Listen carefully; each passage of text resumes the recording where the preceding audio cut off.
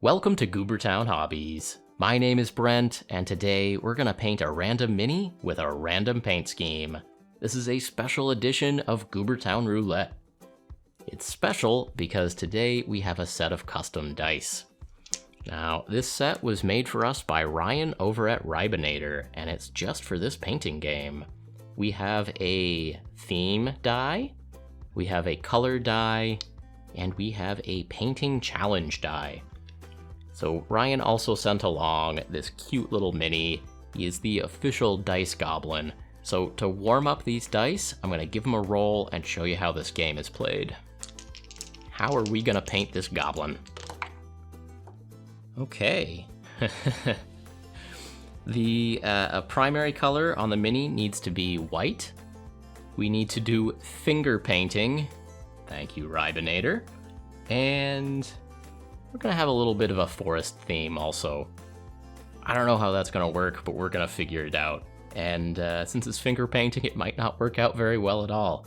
So luckily this is a warm-up though, because the main event of Goobertown Roulette needs to be a random mini, and that's what my treasure bin is here for.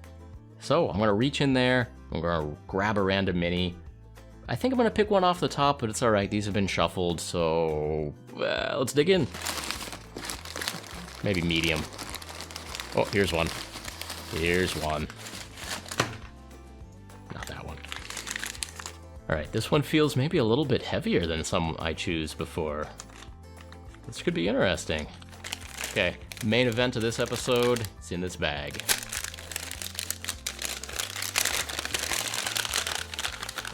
A little bit beefy. What do we have here?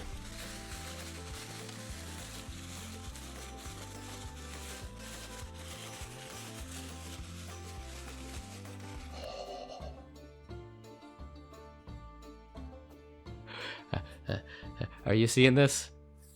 It's a Kroot. It's a Kroot. Okay. So, in addition to the finger-painted dice goblin, we're gonna paint a Kroot.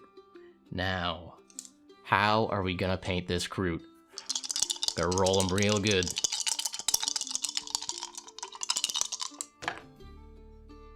Cock die. It's time. It's time. Okay. So, it's gonna be a green Kroot.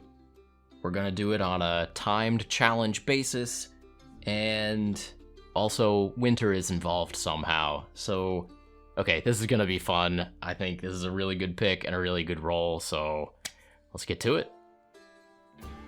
Alrighty, we're jumping right in on that Kroot, and I'm saving the finger painting for dessert.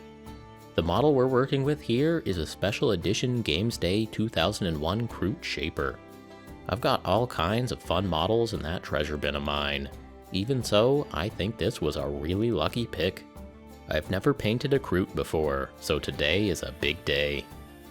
I rolled winter, green, and timed challenge. The dice didn't tell me how much time I had, so I decided to put 60 minutes on the clock with an option of a second 60-minute overtime round. Once I had a strategy in mind, I started the timer and jumped on in. I'm gonna do a snowy, rocky base, so I started by gluing down some stones. I figure a successful plan needs to allow glue and paint time to dry. Now let's slop on some colors. I've got a pretty big flat brush here to get the primer covered up quickly.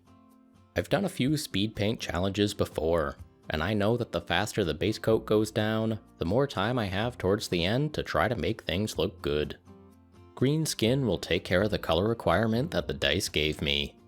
The other major color on this mini is gonna be azure blue. I could have doubled down on the green, but instead I decided to have the cloak match the winter theme of the mini. Depending on how things go, I might even try to make this a winter camouflage pattern. We'll see. Next, dark gray for weapons and such. Dark gray is a great catch-all color for almost anything.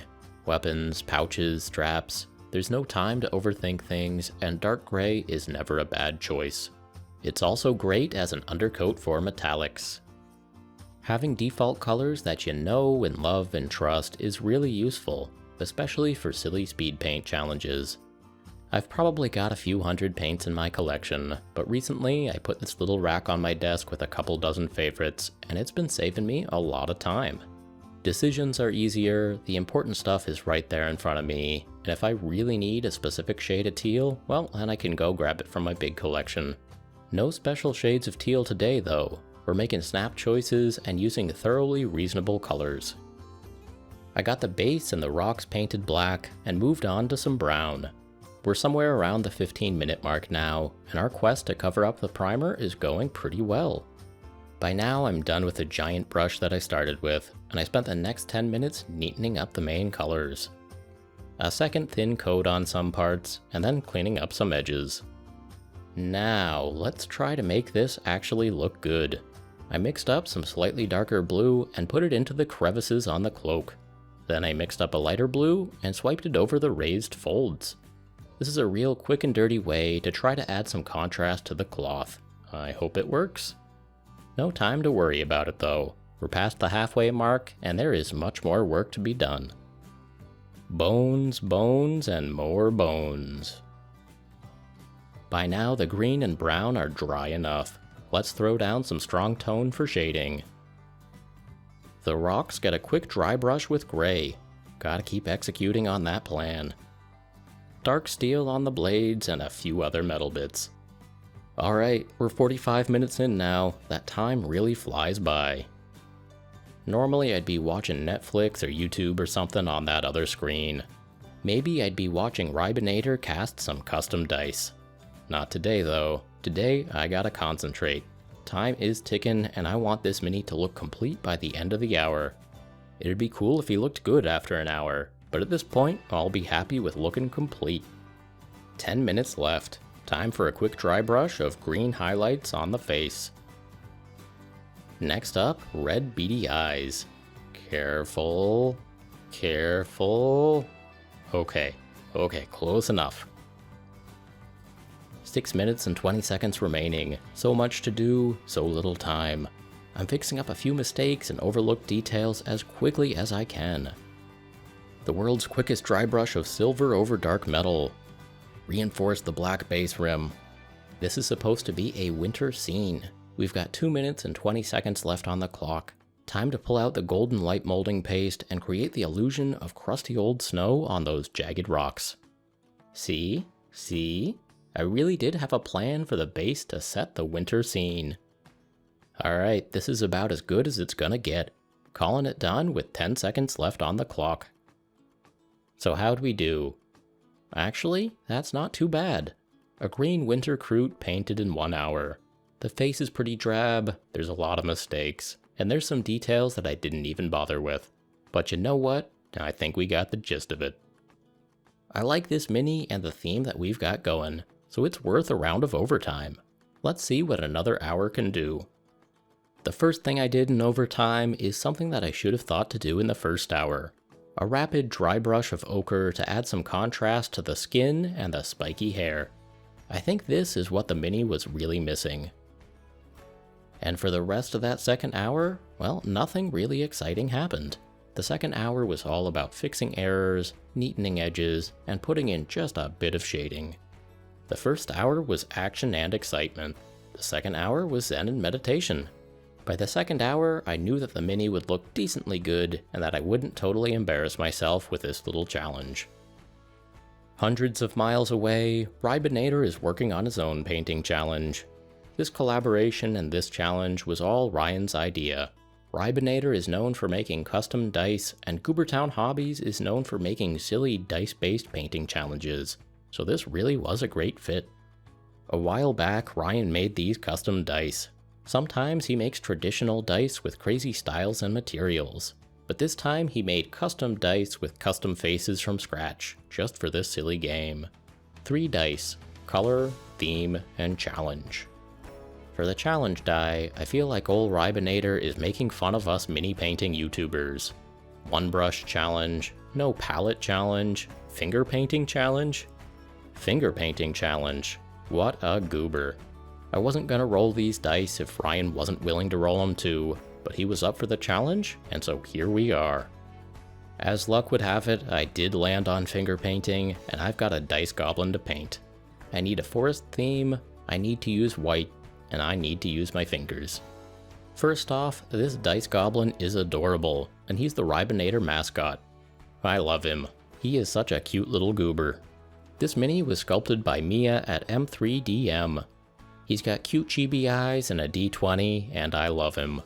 I love him, but I'm worried that I won't be able to properly express my love.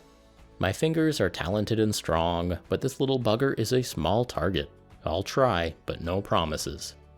I started by priming white, and I quickly realized that there are gonna be lots of hard-to-reach areas. I took him off the base so that I could prime his pants.